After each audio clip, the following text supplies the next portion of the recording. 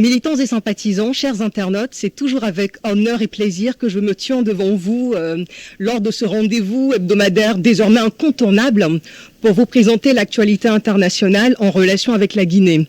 Alors la vitesse du TGV que je suis s'en trouvera quelque peu impactée en raison de ce que vous savez, mais c'est un mal pour un bien, vais-je dire. Alors, il s'agit aujourd'hui de passer en revue deux actualités majeures sur le plan international qui concernent notre pays. En premier lieu, vous parlez rapidement de l'éviction de la Guinée du programme du MCC, le Millennium Challenge Corporation, pour inéligibilité, laquelle inéligibilité est tirée de la mauvaise gouvernance, mais aussi et surtout des violations massives et flagrantes des droits de l'homme. À présent, je vais procéder à la lecture de la lettre conjointe sur la situation des droits de l'homme en Guinée que 32 députés européens, à l'initiative de la députée belge Maria Arena, ont adressée au chef de la diplomatie européenne, M. Josep Borrell. Cher haut représentant Borrell, le 22 mars 2020, la Guinée a connu l'une des élections les plus contestées, les plus violentes et les moins démocratiques de son histoire. Le double scrutin législatif et référendaire a eu lieu avec une très forte implication des forces militaires et paramilitaires dans un contexte de vive tension politique et de crise sanitaire. Aucun argument de légalité, de légitimité, d'opportunité, de moralité, pas même ceux inhérents à la santé publique, n'ont pu faire fléchir le président guinéen dans sa détermination à organiser son référendum constitutionnel à l'effet de s'octroyer un troisième mandat illégal. Et pourtant, les bonnes volontés pour l'en dissuader n'ont pas manqué. M. Alpha Condé est resté sourd à tous les appels au dialogue lancés de l'intérieur par l'Union du clergé guinéen, l'UCG, le Conseil interreligieux, les coordinations régionales et de l'extérieur par la CEDEAO, l'Union africaine, l'OIF, l'Union européenne, les Nations unies, la France, les États-Unis et le Royaume-Uni. Le double scrutin référendaire et législatif voulu par M. Alpha Condé a été organisé en violation de la Constitution et des lois électorales avec un fichier taillé sur mesure dans un contexte de violence inouïe ayant entraîné la mort de 99 personnes, dont une trentaine enterrées nuitamment en pleine forêt dans des fosses communes à Zérékoré, des centaines de blessés, des milliers d'arrestations et des destructions massives de biens. C'est pratiquement dans les mêmes conditions de violence et de violation du code électoral que le scrutin présidentiel du 18 octobre 2020 a été organisé. Bien que M. Alpha Condé ait perdu cette élection, il se fera proclamer vainqueur par la CENI et la Cour constitutionnelle complètement acquise à sa cause. Aujourd'hui, la situation intérieure est toujours caractérisée par une rupture de la démocratie et des atteintes massives aux droits humains.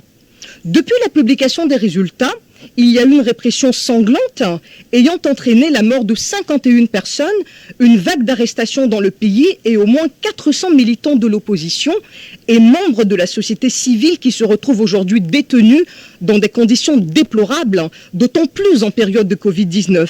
Mamadou Ribari, Roger Bamba, Mamadou Lamarana Diallo et Thierno Ibrahimasso ont tous perdu la vie à la maison d'arrêt de Koronti par manque de soins.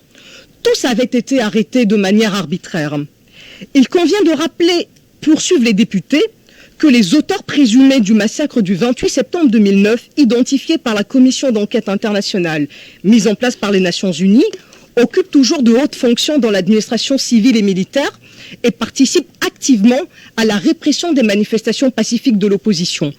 Depuis l'arrivée de M. Alpha Condé au pouvoir en 2010, on a enregistré la perte de 250 personnes, tuées souvent à bout portant par des agents de forces de défense et de sécurité, des centaines de blessés par balle, et le président guinéen n'a jamais accepté qu'une enquête ne soit diligentée pour identifier et sanctionner les auteurs de ces crimes conformément à la loi, poursuivent les députés. Cette impunité accordée aux auteurs des crimes, anciens et récents par M. Alpha Condé, a été régulièrement dénoncée par les organisations de défense des droits de l'homme comme Amnesty International, Human Rights Watch et la FIDH. Aujourd'hui encore, des personnalités responsables directes ou indirectes des violations graves des droits humains continuent d'exercer de hautes fonctions dans l'administration civile et militaire. Très souvent, Ces personnalités qui détiennent des biens immobiliers et des comptes bancaires en Europe y effectuent régulièrement des séjours. Comment l'Union européenne compte-t-elle mettre en action son nouvel instrument de sanction pour sanctionner ces responsables, ces personnalités responsables de violations graves des droits humains en Guinée, s'interrogent les 32 députés. De plus, termine-t-il, au vu de la gravité de la situation, il est également important de s'interroger au sujet de l'aide européenne aux pays où il y a un réel manque de démocratie. Comment l'Union européenne s'assure-t-elle que ces fonds ne viennent pas alimenter les institutions de maintien de l'ordre qui ne respectent pas le minimum de standards requis ? Je vous remercie. Alors, ceci constitue la lecture de la lettre adressée par les 32 députés européens à l'initiative de Madame Arena au chef de la diplomatie européenne, Monsieur Josep Borrell. Alors, chers militants, chers sympathisants de l'UFDG, chers internautes qui êtes de plus en plus nombreux à vous suivre, seule notre détermination, comme le disait mon prédécesseur Souleymane Konaté, nous permettra de sonner le glas d'un régime qui, complètement prise en panique à l'idée de ce que la vérité jaillisse et qu'elle triomphe. Et oui, la vérité triomphera, croyez-moi. It's just a matter of time, comme le disent nos amis anglo-saxons. Tenez bon, tenons bon. Excellent mois de Ramadan à vous et à vos familles.